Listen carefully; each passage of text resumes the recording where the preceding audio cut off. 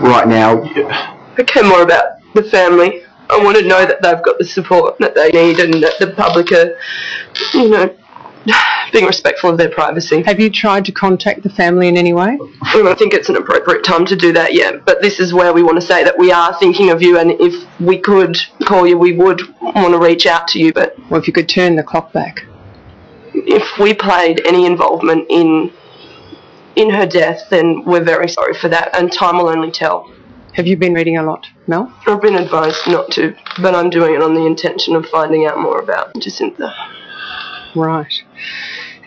What lessons can other DJs and worldwide learn from your horrible experience? Prank calls have, they've been around for as long as radio's existed, and they're done by every radio. But this result is just horrific. No one could have predicted this result.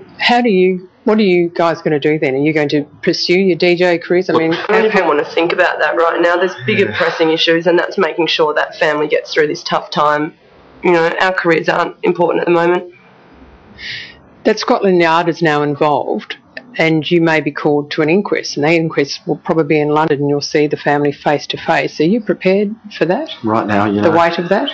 Right now, we're trying to wrap our heads around what's happened. If that's going to make them feel better, then I'll do what I need to do, absolutely. If that's something that they want to do to get some closure, then I will do that.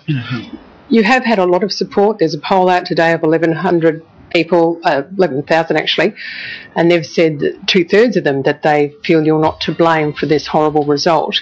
And then you've got the other side of horrible Twitter saying many lives ruined, shame on you, you've got blood on your hands. How do you balance that, the support and absolute hostility? I think, what's important right now is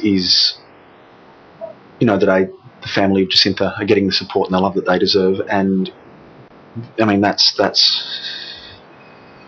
what's important here. It's nothing more than a tragic turn of events that no one could have predicted, and for the part that we played, we're obviously we're incredibly sorry, and I feel in you, Mel, that you're just all but frozen. Is that correct? I'm just so devastated for them. I'm really feeling for them. It's a shocking turn of events.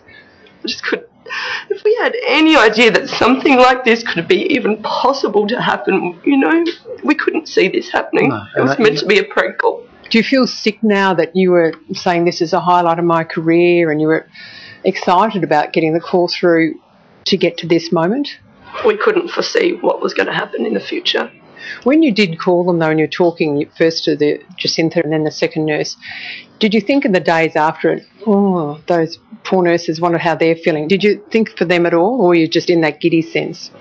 The call itself was not malicious, and no harm was intended on Jacinta or the other nurse or Kate or Prince William or anyone. It wasn't from start to finish. There was no harm intended, and obviously, we're incredibly sorry for the harm that we may have helped contribute. And you've been very brave talking, and I just hope people are caring for you guys too, because it's going to take, I feel, for two DJs who like to put a few smiles on faces, it'll be a while before we hear the two of you laugh.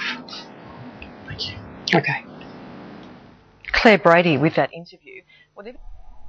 Well, there were live pictures there of the two Australian presenters, Mel Gregg and Michael Christian, speaking to an Australian journalist, presenting their side of the story. Remember, they've faced a lot of backlash over the suicide of the Indian origin nurse in the UK, Jacinta Saldana, the lady who patched through the prank call they actually made to the hospital where Kate Middleton was admitted. This resulted in the tragic suicide of Jacinta. And at this stage, the RJ is coming out, the radio presenters coming out and presenting their side of the story, certainly shattered as well, as evident in that interview. There might well be an inquest into the entire case. The interviewer, they're asking the two whether they were prepared to go across, travel to the UK and be present for that. And they said that they'll try and help find closure for the family, try and contribute and try and make the situation as better as possible in this tragic time for them. Now remember, these two Australian presenters, they made a prank call inquiring about the medical condition of Kate Middleton, who's pregnant. She was admitted to the King Edward VII Hospital in London, and they were pretending to be the Queen and Prince Charles. They were patched through by Jacintha, who was actually patching those phone calls at the time. The CEO of the company, Today FM, in fact, defended the presenters involved in the royal prank, saying that no one could have foreseen this outcome, and certainly they wouldn't have gone ahead if they had any inkling that this may well happen at the end of the day. Now Jacintha answered the hoax call on Wednesday. She was trying to help out on reception at the time of the prank, and the RJs Mel Gregg and Michael Crichton, they were pretending to be the British Queen. Prince Charles asked if they could be put through to Kate. Another nurse, in fact, who answered that call after being put through, well, gave intimate details of Kate Middleton's condition. And at this stage, this is the information that we're playing out to you, that interview that we played out as well, trying to clear the air, present their side of the story as well of what happened, and certainly shattered with what has happened.